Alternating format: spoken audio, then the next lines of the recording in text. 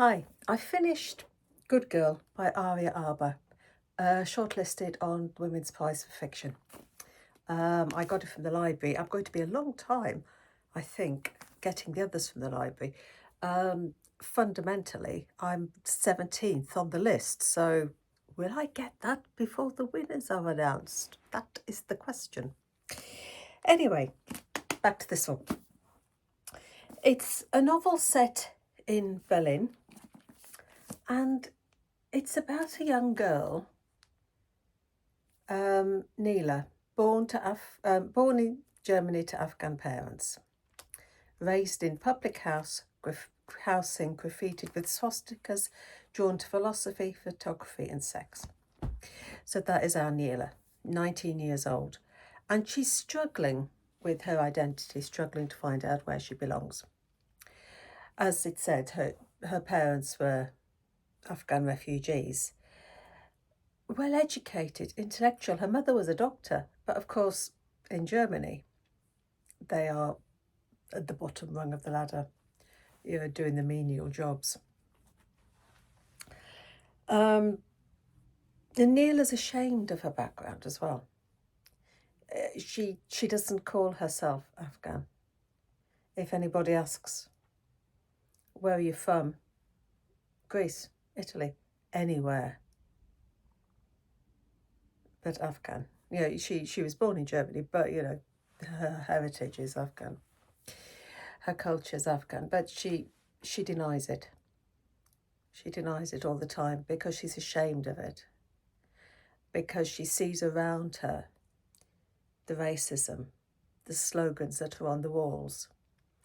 She hears about the murders and the arson attacks. And so she denies her culture. She denies her heritage. At heart, she wants to get away. She's applying to go to universities in the UK. But all the time, her family are stressing that she has got to be a good girl. She's got to be a good girl. She's got to not shame the family. And her cousin Nadia, she was beaten because she did something that shamed the family. I can't remember now what she did, but she was beaten. This is the culture that's, women have a certain role. But her desire for freedom is greater. Nila's desire for freedom is greater. Her mother dies suddenly, and so a few months on to that, Nila gets sucked into the party scene in Berlin. And I think grief is also a silent part of her actions. It's a sort of the silent whispering. Can you have silent whispering? It's this silent drive that's sort of feeding her, because she gets sucked into this party scene. There are drugs. There's lots of pages of drugs and sex. This is the scene that she's drugged into. She'll go days without going home because she's either high or drunk, or she's either coming down from a high or recovering from drink. She's in a state the whole time. And then she becomes enamored of an older American writer, Marlowe, and gets drawn to him.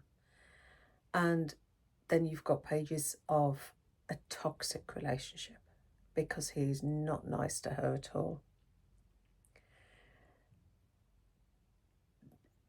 Is it freedom or is it a path to self-destruction? Nila might think she's escaping her father, escaping her background, but is she really going down a path of self-destruction? She's trying to find where she belongs. She's trying to find her worth. It's an interesting book. It's an interesting journey. Her journey is interesting. I can't say I enjoyed it. It's not my favourite book from the Women's Prize for Fiction list this year, long and short. I don't know, am I the wrong? I'm not, I was, even in my youth, I was never into the sort of the party scene, the sort of, that type of thing. It's a scene that I don't know, I can't recognise.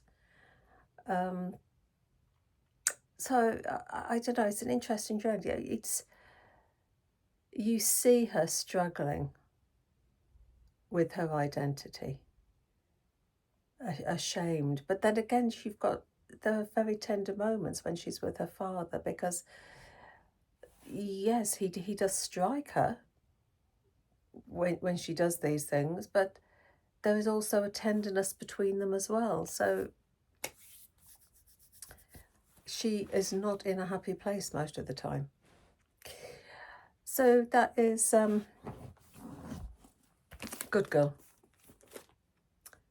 Be interesting to see what you guys think of it.